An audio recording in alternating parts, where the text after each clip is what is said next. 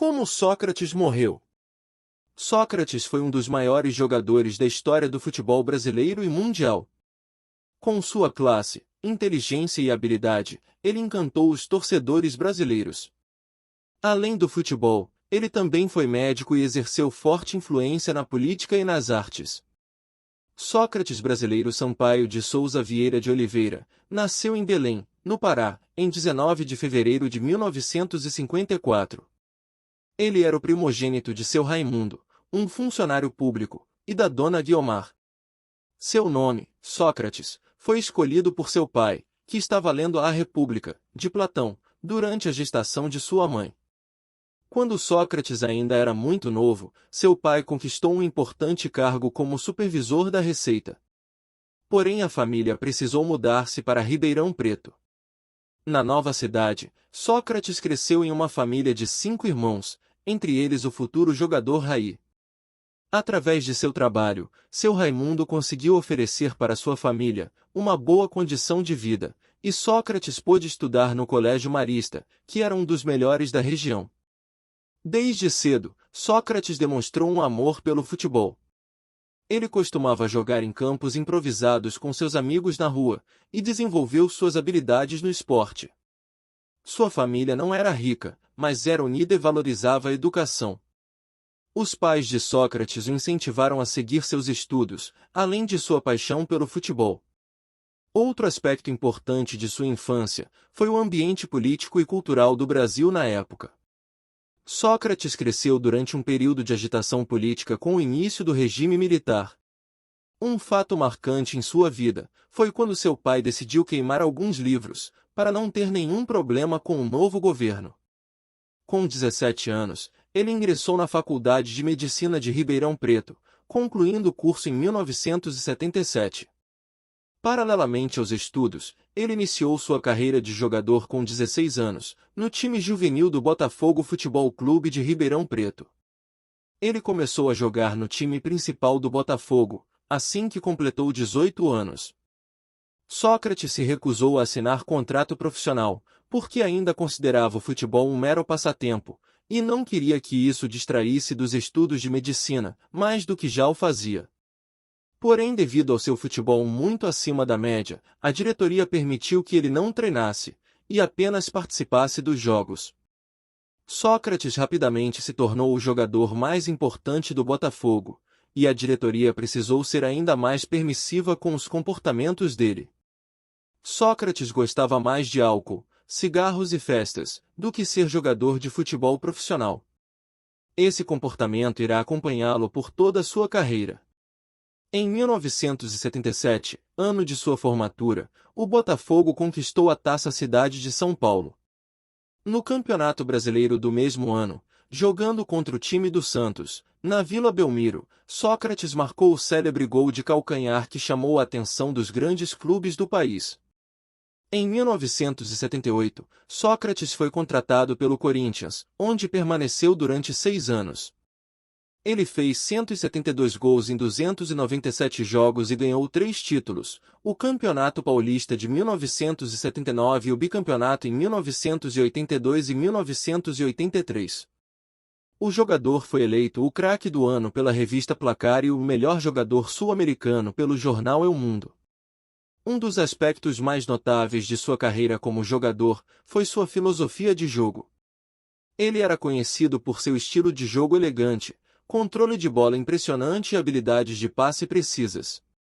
Sócrates também tinha uma visão de jogo notável, o que o tornava um jogador completo no meio-campo. Sua capacidade de marcar gols como meio-campista também era impressionante. No entanto, o que realmente distinguiu Sócrates dos outros jogadores de futebol foi seu compromisso com valores além do campo de jogo. Ele era conhecido por sua consciência social e política. Durante os anos 1980, ele liderou o movimento conhecido como Democracia Corintiana. Este movimento envolveu os jogadores do Corinthians, que tomavam decisões coletivas sobre as decisões do clube, e também se posicionando contra o regime militar no Brasil. Sócrates e o resto do time do Corinthians usaram sua fama no futebol para promover a democracia e os direitos dos trabalhadores, tornando-se figuras influentes na luta pela liberdade de expressão e pelos direitos humanos no Brasil. Devido ao seu futebol, Sócrates defendeu a seleção brasileira entre 1979 e 1986. Ele foi o capitão da equipe na Copa do Mundo de 1982, na Espanha, considerada por muitos como uma das melhores seleções de todos os tempos. Nessa Copa do Mundo, o Brasil encantou o mundo com seu futebol ofensivo e criativo, mas acabou eliminado pela Itália de Paolo Rossi. Em 1984, Sócrates foi negociado com a Fiorentina da Itália.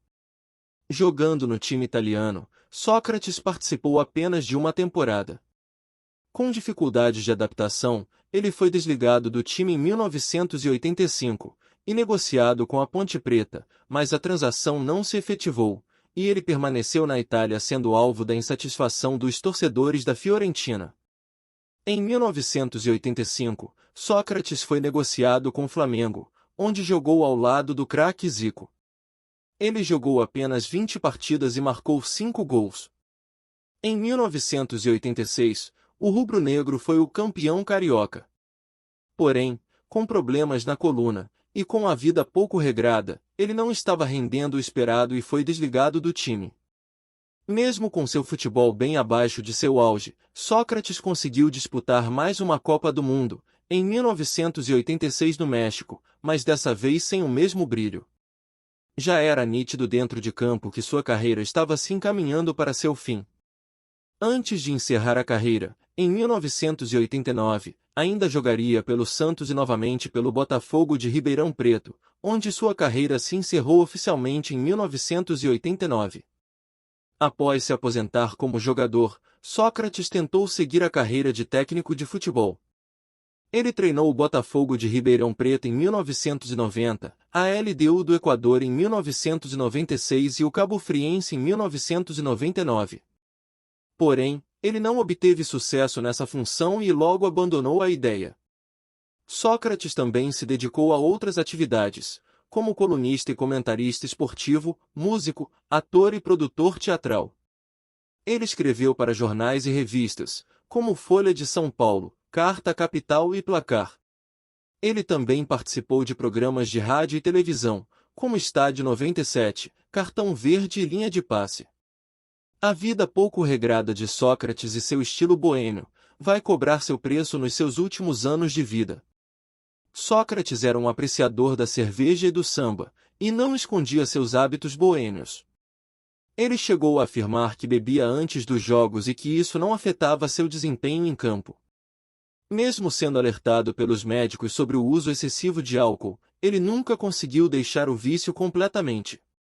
Com o passar dos anos, ele começou a apresentar problemas hepáticos, incluindo cirrose, em decorrência do alcoolismo. Esses problemas de saúde já o haviam levado a hospitalizações anteriores, mas em 2011, sua condição piorou significativamente. Em 19 de agosto de 2011, ele foi internado na unidade de terapia intensiva do Hospital Albert Einstein, com sangramento gastrointestinal secundário. No mês seguinte, ele passou 17 dias no hospital com uma doença hepática. Em 1º de dezembro de 2011, ele foi hospitalizado com intoxicação alimentar que evoluiu para choque séptico e foi colocado em aparelhos de suporte vital. Infelizmente, apesar dos esforços médicos, Sócrates não conseguiu se recuperar. Sua condição de saúde continuou a se deteriorar, e ele acabou sofrendo uma infecção intestinal grave, que complicou ainda mais seu estado de saúde debilitado. Foi constatado que ele precisaria receber um transplante de fígado. Sócrates veio a morrer na madrugada do dia 4 de dezembro de 2011, em decorrência de um choque séptico, que ocasionou uma infecção generalizada. Ele estava com 57 anos. No dia de sua morte, coincidentemente, o Corinthians conquistou o título brasileiro de 2011, após empatar com o Palmeiras no Pacaembu. Sócrates havia dito certa vez que queria morrer num domingo em que o Corinthians fosse campeão. Sócrates deixou a mulher, Kátia, e 6 filhos, além de milhões de fãs que admiravam seu futebol e sua personalidade. Ele foi velado em Ribeirão Preto, onde recebeu as últimas homenagens de familiares, amigos e personalidades do esporte. Seu corpo foi enterrado no cemitério Bom Pastor, em Ribeirão Preto. Sócrates foi um jogador único, que uniu arte e política, talento e rebeldia, elegância e irreverência. Ele é lembrado como um jogador excepcional, mas também como um intelectual e ativista que usou sua influência para fazer a diferença na sociedade brasileira e no mundo do futebol. Sua vida profissional exemplifica a ideia de que o esporte pode ser uma plataforma para a expressão de valores e para a promoção de mudanças sociais significativas. E foi assim que Sócrates morreu. Se você gostou, deixe seu comentário e inscreva-se no canal. Até o próximo vídeo.